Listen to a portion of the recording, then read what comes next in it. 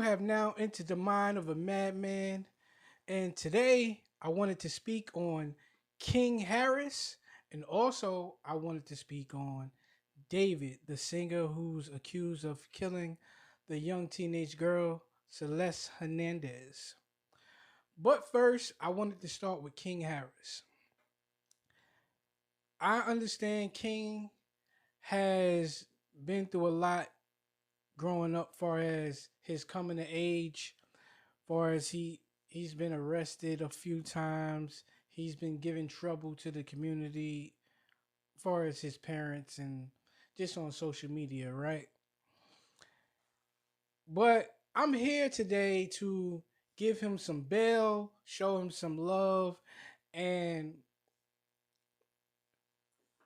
really just speak the truth to his latest situation when he got pulled over in Atlanta for driving 70 in a 35, and he had a gun on the dash, and I think he had a vape or a weed pen in the car, and he refused to get out the car, and then he ended up going to jail.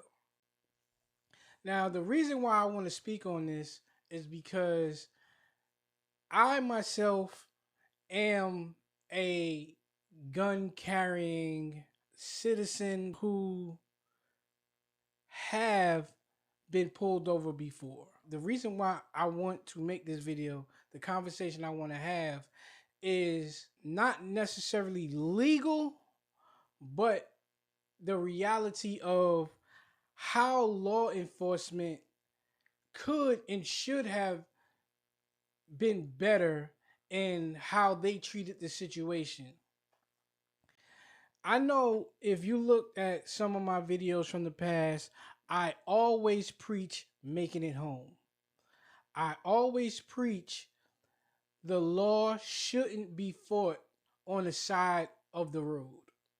When people encounter law enforcement by way of being pulled over because of whatever traffic infraction, they need to do whatever it is to be safe and to make it home. Especially if you are a black man or a black woman in this world. That's just what it is. Now, myself, I do live in North Carolina, an open carry state. I have a job as a armed security officer where I carry my gun daily. Now, in North Carolina, in an open carry state, what that means is a person who is licensed to carry a gun can carry it openly in various situations, as in wherever you are allowed to be in public. Meaning, I can carry my gun openly on my, like in a holster, walking around in public, in a public park, in a store, in or around any place that allows me to carry. Now let's get to allows. If if there is a public building, far as a government building, I cannot carry into a government building. I can carry it into a park, but if the park is having some type of assembly, meaning there's some type of event at the park that's openly known at this particular moment, or it signs up saying, all right, we're going to have a block party, we got a fair happening, we got a concert happening at this particular park. A park that I normally can carry in openly, I can no longer do that because you can't carry openly and like where there's like a sanctioned assembly of people.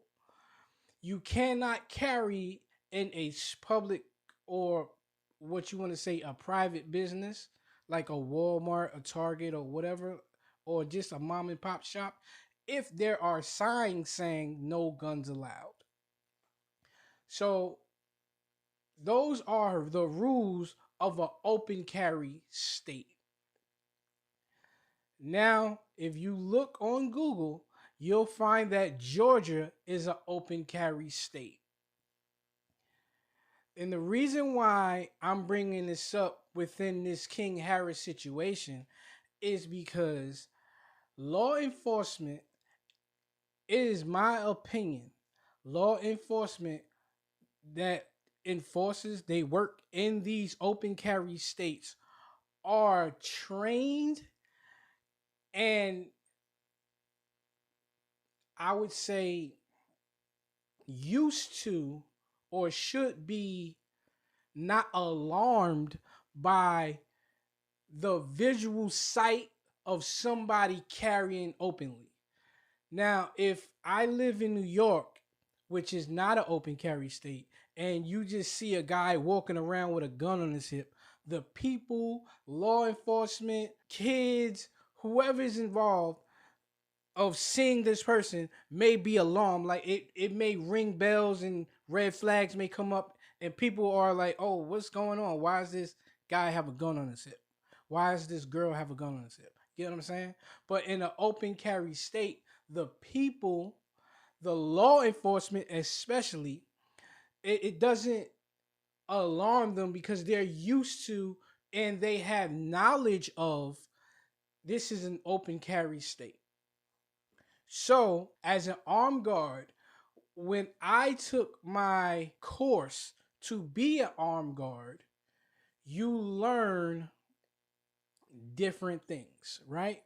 They teach you what is the difference between being arrested, being detained, when to use your firearm, when not to use your firearm. It's like a set of circumstances in which you have to meet to use any type of firearm in a forceful way. When a law enforcement approaches you, when you have a gun in a car, you are taught that the gun has to be visible, especially if you do not carry a concealed weapons permit. You can have your gun, and you are taught to, in best case scenarios, is to either have it on the passenger seat openly or on the dashboard openly, not in a case or anything, or like it doesn't have to be in a case on the seat or in a case on the dashboard. It doesn't have to be unloaded or anything like that. The gun can be loaded. The gun can essentially not have a safety. It could be like one in the chamber, like all of the things. All of that is irrelevant until you start going through the gun and all of that. It doesn't, like, the bullets don't have to be separate from the gun, none of that. But for your safety and for the officer's safety, it has to be clearly visible by the officer if you do not have a concealed carries permit.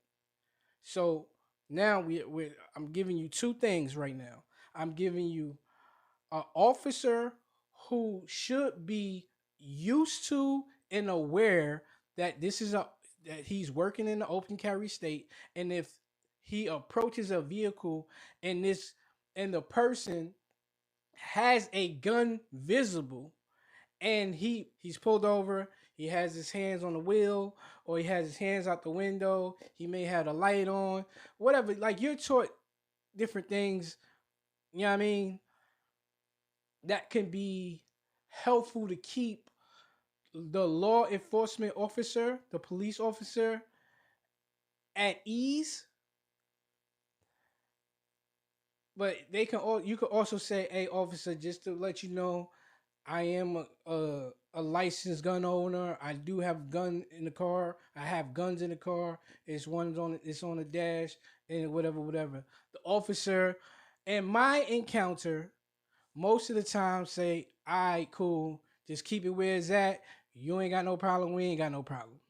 I'm just here to conduct this particular traffic stop. So I'm saying there's a certain etiquette that you can present to an officer to where they feel safe and you feel safe. Also, there's a certain understanding that when you are approached by an officer on a routine traffic stop, meaning you just ran a red light, you didn't stop at the stop sign, you've been speeding, you've been you didn't use your turn signal, you cut somebody up. I mean routine traffic stop as in you did something so we stopped you. Not necessarily we were behind you, we ran your plates, you are a wanted suspect, or we suspect this vehicle of being stolen, and it's not necessarily a routine. Like a routine is like you did something within your car, they seen you, they pulling you over, we here to possibly give you a ticket. You know what I'm saying? So now when we are in these open carry states, there's a gun presented, officers can conduct a routine traffic stop with a gun present as a routine traffic stop. I want to put that out there because what I seen was much more than a routine traffic stop. That's the conversation I'm getting to. But I want to set the tone for people because let me let you understand this. I come from New York. I grew up knowing that a lot of people who don't necessarily grow up understanding guns, grow up with like people who school them on guns or train them with guns, they grow up afraid of guns, and they grow up saying things like, "Oh, he could have just shot him in the leg. He could have shot him in the hand." Or why didn't he just comply? Why didn't he just let the officer do this and do that? I'm hit. This is why I'm making this video. Cause when I see the King Harris video when he's pulled over, he did nothing wrong to me. He was approached. There was a gun on the dash. He he was asked to remove himself from his vehicle. He stated he didn't want to. He felt scared.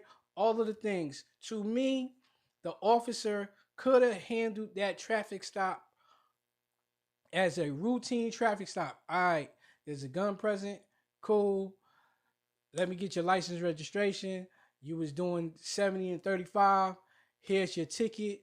The ticket may not even have been a payable fine ticket. It may have been you were doing 70 and a 35. You have to show up in court. You just can't pay this ticket off. You have to show up in court on this particular day, all of the things. But like I said, let me get back on track. When he was pulled over and there's a gun present and the officer approaches him and he's stating these things, like I said, the officer could have looked at the gun and said, "All right, as long as the gun stays where it's at, we good." I've been there. I've been pulled over with a gun on my hip. I am a concealed carry license individual, a citizen of the United States. And like I said, this is not a a law uh a law conversation. Please let me urge everybody, know the law in which you reside, know the law in which you are traveling. Two most important things you can ever do, especially when you are carrying a gun, especially when, for lack of a better understanding, especially when you are black and carrying a gun. So we move on. When the officer approaches King and he wants to remove King from his vehicle, what I truly believe is the officer was looking for probable cause to escalate the situation. It is my belief that the officer wasn't scared because he seen King with a gun on a dash or a vape or a weed pen in the cup holder. It is my belief that he seen a black kid who was doing 70 to 35, so he had probable cause to pull him over, and he wanted to see if he can find any impairment from him walking, like getting up out the car and walking to the back of the car. It's my opinion that police officers do things in which they try to escalate a situation, as in, let me not only write a ticket, let me see if I can arrest this person. Right? Now, I'm not saying they walk up with this intention. I'm saying this is where I'm getting at the people now, like King or whoever. This is to inform the person being pulled over. When you don't cut on the light, you don't have your hands on the steering wheel, you don't have your hands out the window, that's just normal stuff. When you are being combative, inquisitive, when you are being what an officer may perceive as sketchy, short talking an officer, or you you come off, when you come off as you're trying to hide something, then that's when I believe officers' antennas go up and they start surveilling the situation and trying to uh find a way to arrest you, I would say. And it's not necessarily, like I said, it's not a arrest in a way that they want to do the paperwork or they gotta reach a quota or whatever. I believe when you start coming off sketchy, and what I mean, let's pause it right there. What I mean by coming off sketchy. When an officer approaches you, you should answer questions freely and calmly and cool, on whatever word that just means be yourself.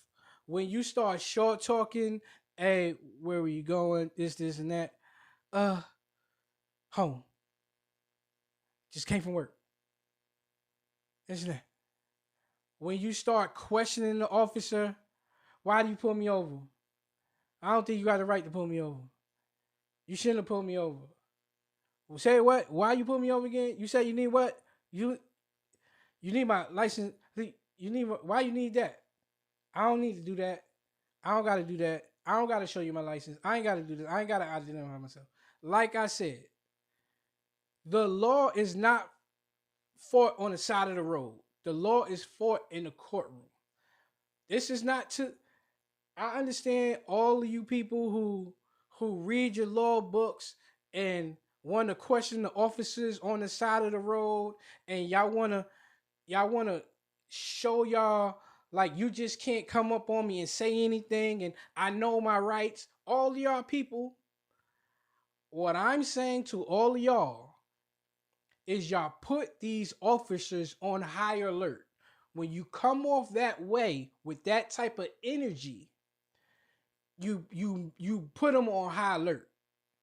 Now it's coming off like, hey, who am I dealing with? What am I dealing with? What type of person or energy is this person in this particular moment? Right?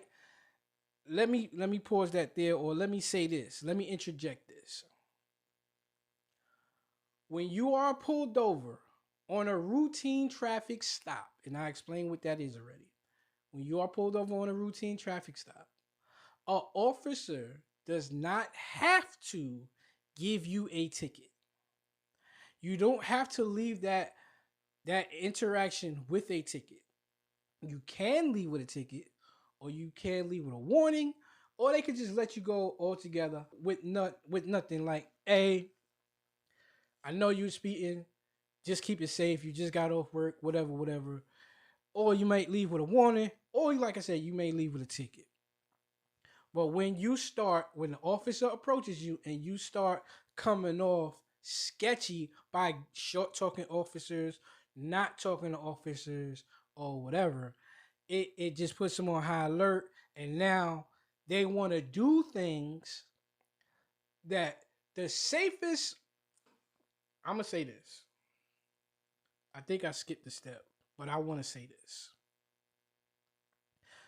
The safest an officer of the law can be, and this is just my opinion. I've never been an officer. I never went to any type of training. I don't talk to officers or anything like that.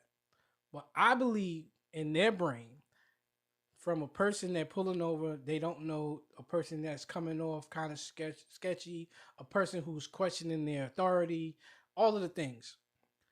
The safest they feel like they can be is you in cuffs in the back of their car. That's just plain and simple. The safest they can be to make it home to their wife and kids. They may have to fill out some more paperwork because they arrested you or whatever. But the safest they can be is to put you in cuffs and you in the back of their car. All right, now let's get back to what I was going to say. An officer does not have to write you a ticket. They can let you go. So for me, I advise anybody who's pulled over on a routine traffic stop to talk to the officer, be polite, be cool, talking in your normal voice, your normal speech, your normal tone, and just either let them write the ticket or not. I'm not saying you got to tell the truth. That's not what I'm saying. I'm not saying you got to lie. That's not what I'm saying. If you on the way to a girl's house, or you bumping your music or whatever, and you end up speeding, you end up doing 70 to 35 because of whatever reason. I'm not saying, hey, officer, you got me. Like, I'm not saying when the officer approach you, because you know they always ask you, hey, do you know why I pulled you over? Whatever, whatever. I'm not saying, oh, yeah, officer, I was doing 70 and 35. Just write me a ticket, whatever. I'm not saying that. You may try to get out the ticket. You could say, hey, I just got a phone call, and then I just got a phone call, so I was speeding. I wasn't necessarily looking at the speedometer, or I was listening to my music. I said that before. I'm listening to my music. I wasn't paying attention. I was just so much in the groove. I probably got a ticket after that. Whatever. What I'm saying is, whatever you try to do to get out of the ticket, hey, do you. But like I said, when you are questioning the officer's authority, when you are being inquisitive about just the whole traffic stop in general, even if it doesn't come off as you're questioning their authority, but the inquisitiveness, it just leads, you just come off suspicious, is all I'm saying. So now, we back. Let's put this back in play. We back to King. When King is pulled over, I didn't see the whole thing of the traffic stop. But what I'm saying is, I believe when he first off, he's doing 70 to 35. The officer approaches, he's seen a young black man. There's a gun on the dash, it's weed or a vape pen or whatever you want to call it in the cup holder, right?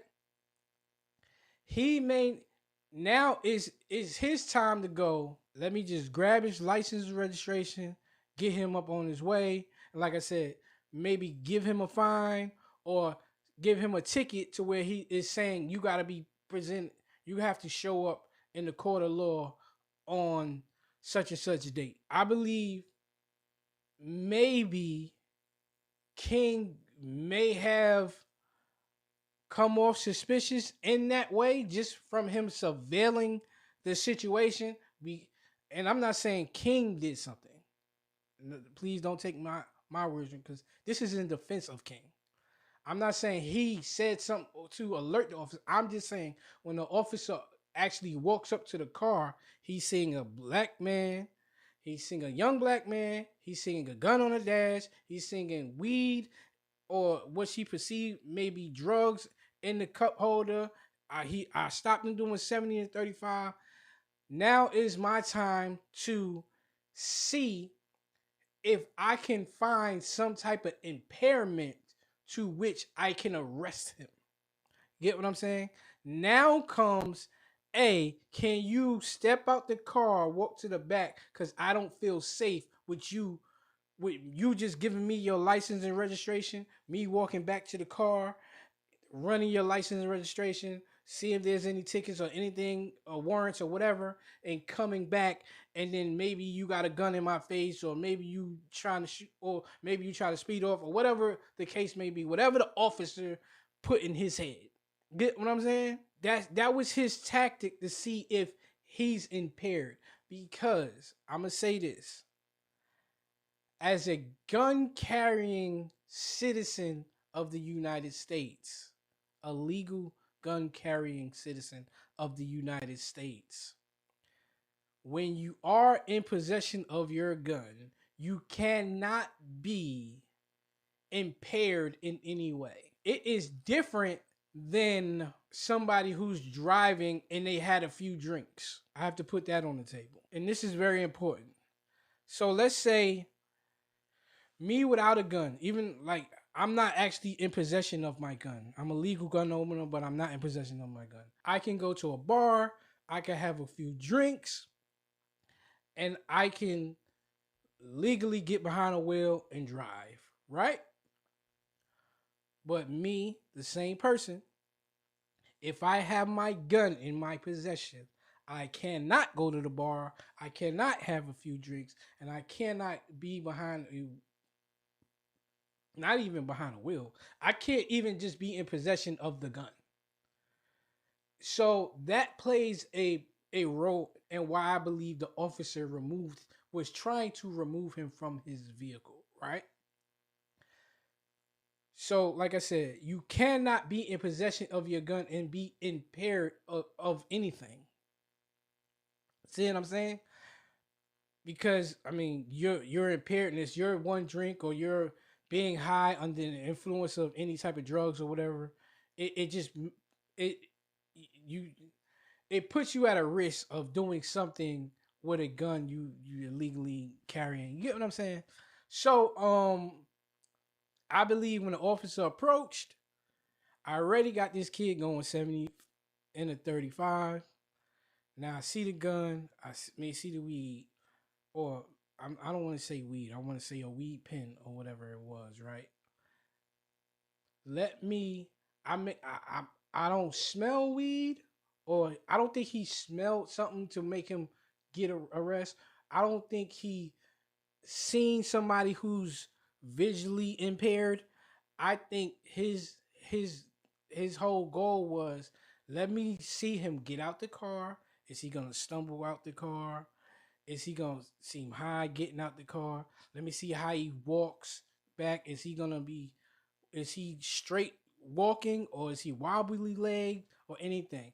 I believe that was their tactic. That was that particular officer's tactic to see if he was impaired in any way, so he can now escalate the situation, as in, let me arrest him, let me put him in handcuffs, and let me just take him to jail. That's what I believe happened. I'm not saying the officer's right or wrong, but I definitely am saying King is not wrong. I believe he is right. I don't know if King was impaired, like if he took a puff or smoke or he had a beer or whatever. All I'm saying is from the video, he looked coherent. He was answering questions. He didn't want to. He stated for his safety he didn't want to remove himself. I don't want people to kill King on this particular situation. He's done a lot of things in these past couple years. Like I said, coming of age, he's did whatever he's done. But on this one, I wanted to defend him, and I definitely wanted him to defend King against anybody who's just the typical, hey man, why didn't you just comply with the officer? Like I said, we all have a stance we must take. And when it comes to the law, I don't believe the stance is particularly on the side of the road. That's just me. But when you just want to get home and you want to get a ticket, because I take the ticket for doing 70 and a 35. Yes, I'm a legal gun owner. I got it on the dash. Everybody's cool. I'm answering your questions, whatever. Just give me my ticket so I go on about my day. In that understanding, King is not wrong. He's right in my opinion. The officer, to me, was simply trying to do other things to see if he could arrest them. That's just my opinion, and that's how I'm going to lead this. Moving on to David the singer. The reason why I wanted to speak on this David situation is, again, with the law enforcement,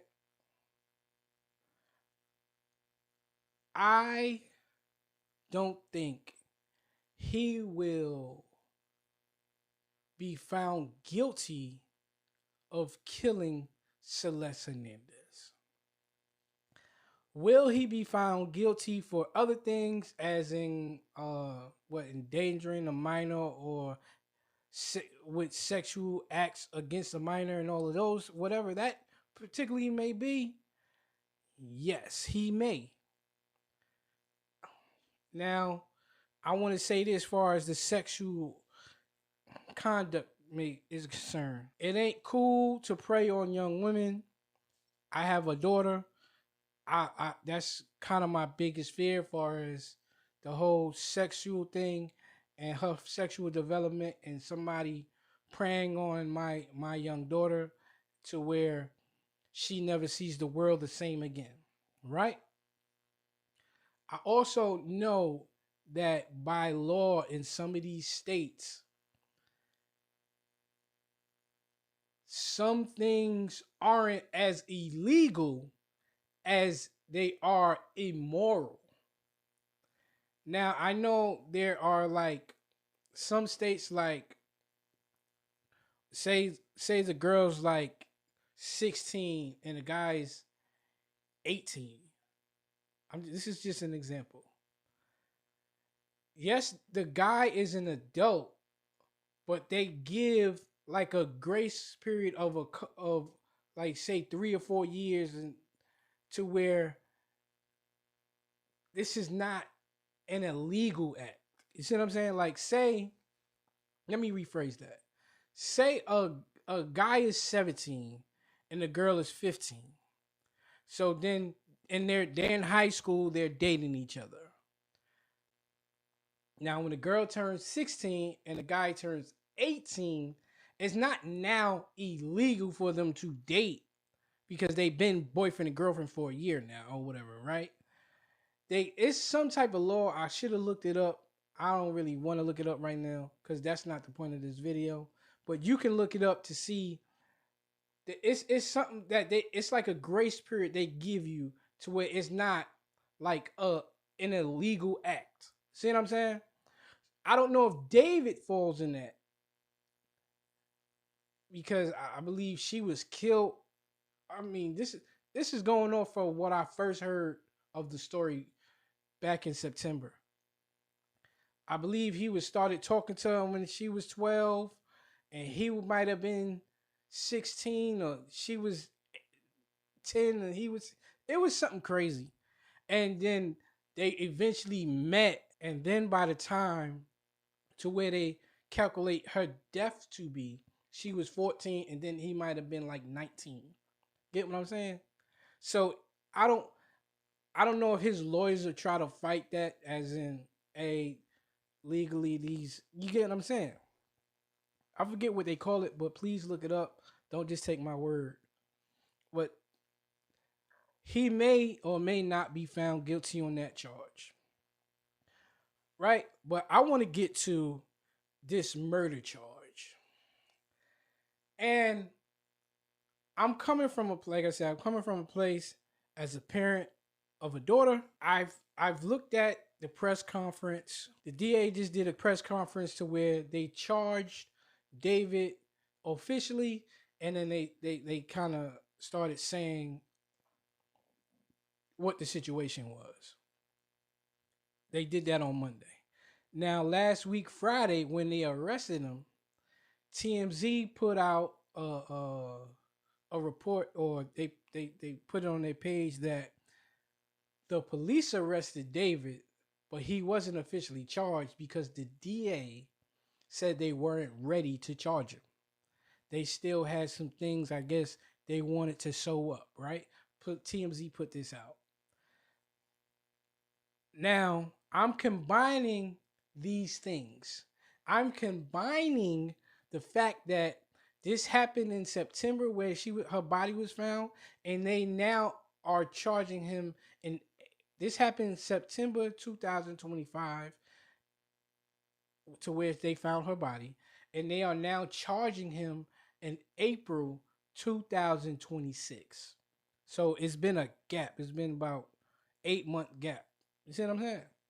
So with the gap in the investigation has been so long, with the police finally arresting them, and the DA, and it's coming out that the DA wasn't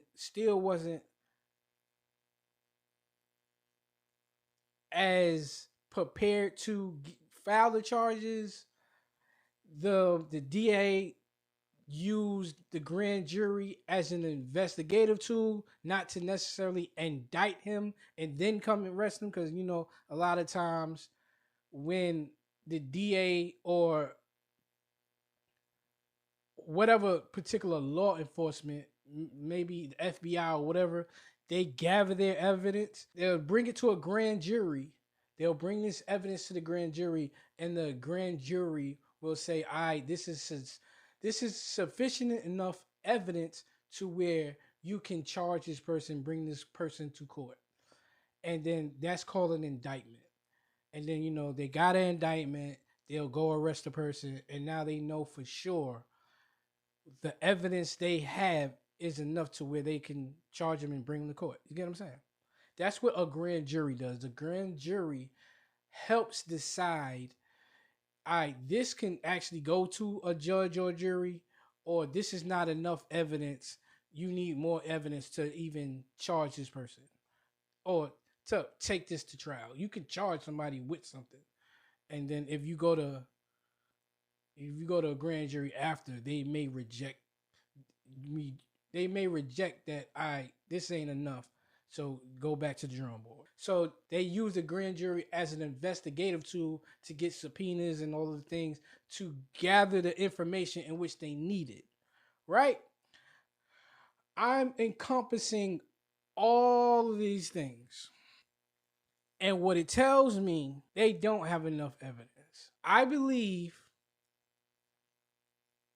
the DA doesn't have any physical or digital, I'm saying this for a reason, digital evidence to place David at the scene of the crime, at the killing, at anything.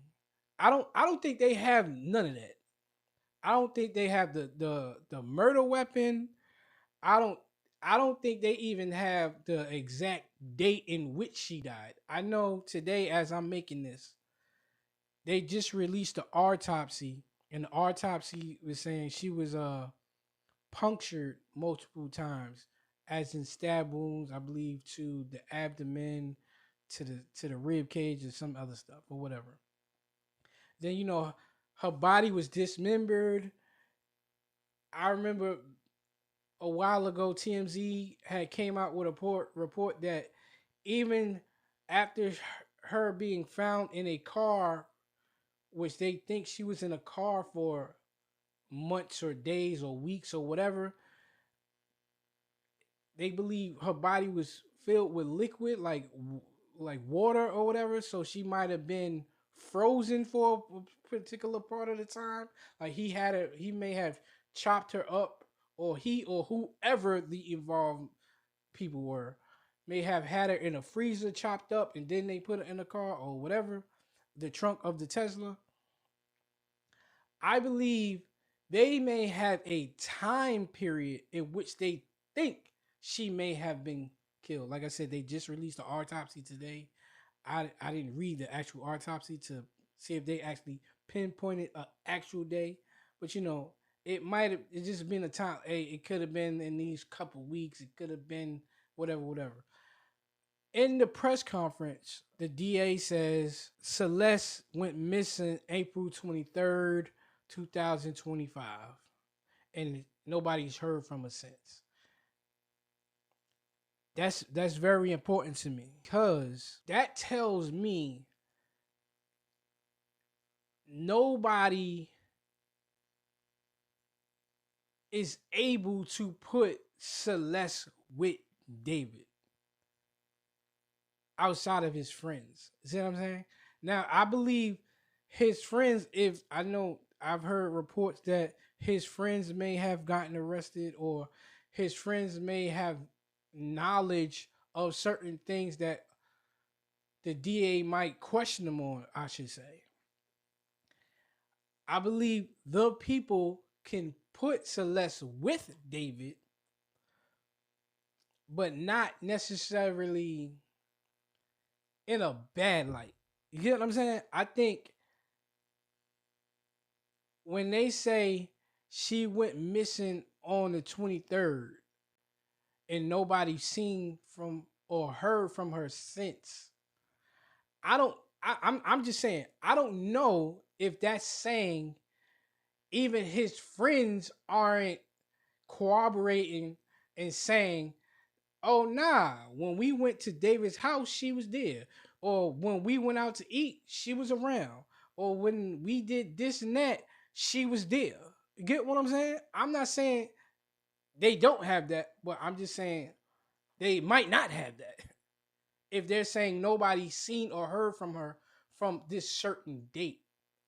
I what I believe is happening is they have text messages from Celeste and David to where she may be saying, "Hey, I'm I'm leaving the house now.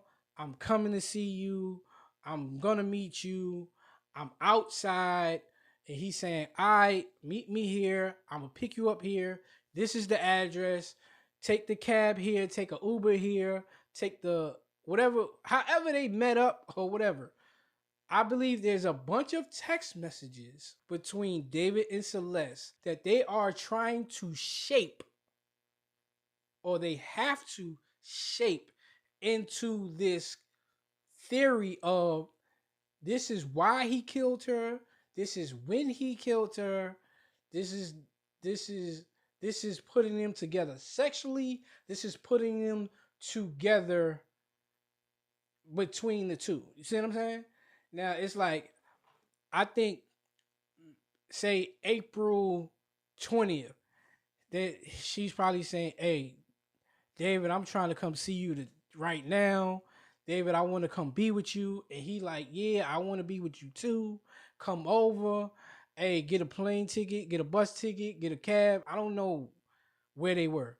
I just know she ended up at his house, right? I believe they have that information all in a text message. We all got boyfriends and girlfriends. We all probably been here before.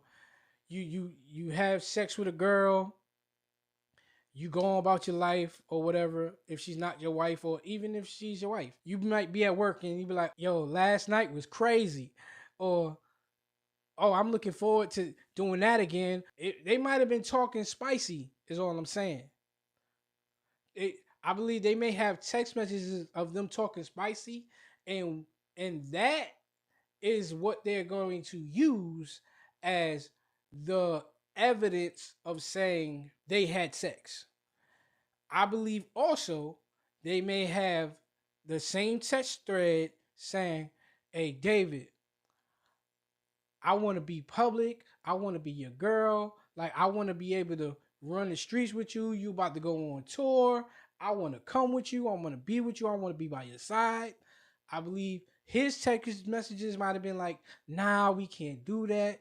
Just be at the house, be at the crib. Yo, I can't. That's gonna ruin my career." Or that ain't. I'm not even gonna say ruin.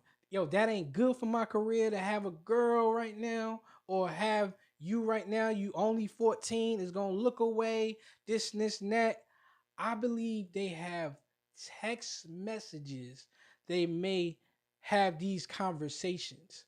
And I believe these conversations are going to be framed in a way to put that they were arguing, and this is why he killed her or had her killed or whatever. I don't even think they think he had her. I think they think he killed her. Like I said, the way that press conference went to me, I don't even think they have corroboration from the friends. I think the most they got is friends may have said, we knew she was over there. He used to talk about her all the time. He said she came over one day and they was together. I don't know if they necessarily seen her like his friends. I know she might have just been present to where, hey, we know David. He used to be out chilling with us, or he came over to play the game, but now he's saying he got to stay in the house because Celeste at the crib. Get what I'm saying? But I think it's just a bunch of text messages. I believe that's the reason the DA is hesitant to charge him. And the police is like, listen, that's enough for me. I got daughters. We need to get this dude off the street. I think the DA knows it's a 50-50 chance because we got to go in here with just text messages and try to convince through these text messages that there is no context or voice to where we're saying this particular from this date or this line in this text and this line in this text thread. This is an argument because we all got girls or we all got men or whatever your preference is. You know how you text on the phone. It may be a playful, "Hey man, if you don't do this, I'm doing this." If you say, "I'm trying to go out with the homies," "Oh, you going out with the homies? That's what you doing? This and that." Or let's keep it let's keep it apples to apples.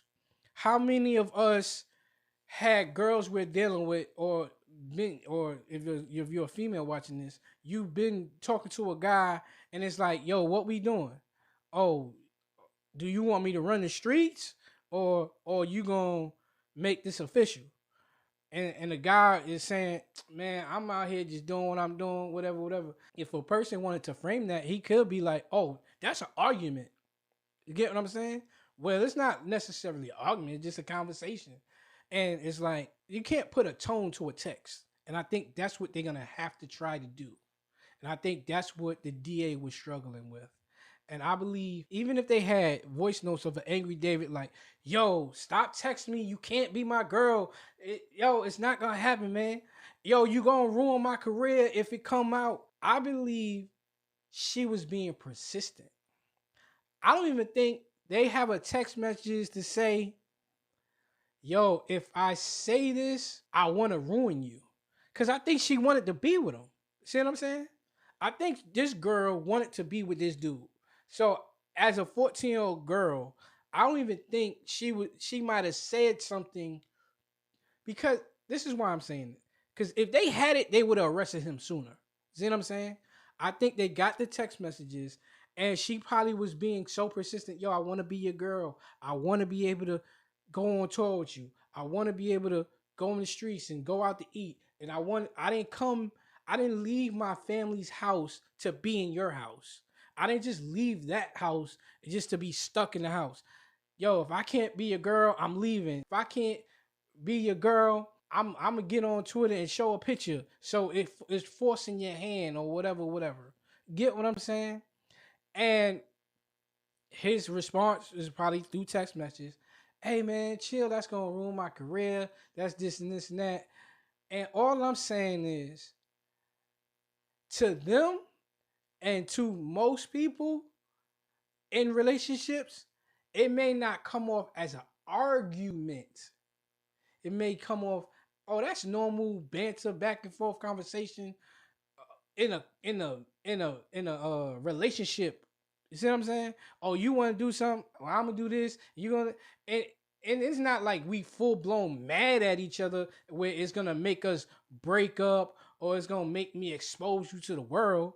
But you may just be hot in the moment, or you may really feel away, and it's not necessarily making you feel like you gotta kill somebody. Not to say he didn't use that to kill her. See what I'm saying? But all I'm saying is,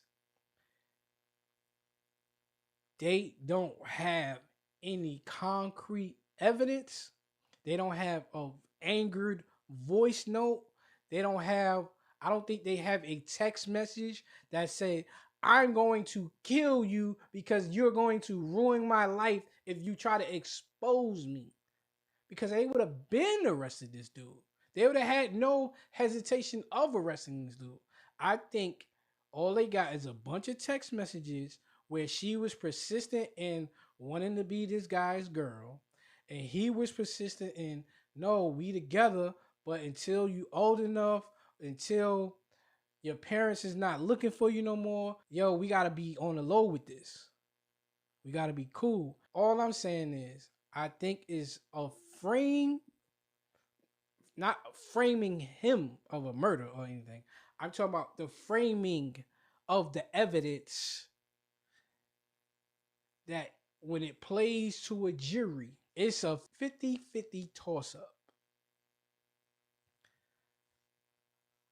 Once again, I want to say rest in peace to Celeste Hernandez. I want to say, please, to the parents out there, please be aware of what's going on in your with your child. Be involved in your child's life. Let's not be too strict on our little ones growing up, because they're gonna have to be independent. And when you are, to me, when you are too strict of a parent, they tend to hide more and go against the grain more. A kid is gonna do what they're gonna do, but it's a certain level of, I have somebody I can confide in and I can come to. And when you kind of shutting that down, especially within these children's development sexually,